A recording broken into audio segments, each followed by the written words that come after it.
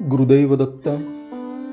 श्री नरसिंह सरस्वती दत्तप्रभू म्हणाले होते, जेव्हा तुझी मला हवंय ही इच्छाच संपून जाईल तेव्हा तुला सगळं काही प्राप्त होईल.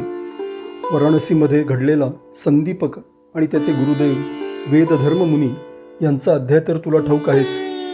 प्रत्यक्ष श्री शिव आणि श्री विष्णू समोर उभे राहून काहीही वरदान माग असं म्हणत असतानाही संदीपकानं मी तुमच्याकडून काही घ्यावं अशी मला माझ्या गुरुदेवांची आज्ञा नाही, त्यामुळे मी तुमच्याकडून कोणतंही वरदान स्वीकारू शकत नाही असं निक्षून सांगितलेलं होतं. सहस्त्रावधी वर्ष जे तुमची उपासना करतात, खडतर तपश्चर्या करतात, त्यांना तुम्ही तुमच्या नखाचंही दर्शन देत नाही आणि मी तर तुमची साधी प्रार्थना देखील न करताच तुम्ही माझ्यावर बळेच का प्रसन्न झालात असा फेरप्रश्नही संदीपकानं त्या दोघांना केला होता.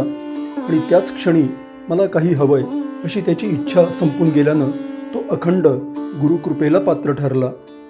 करुणेचे हे दिव्य बोल ऐकून माझे कान अजन्म तृप्त झाले.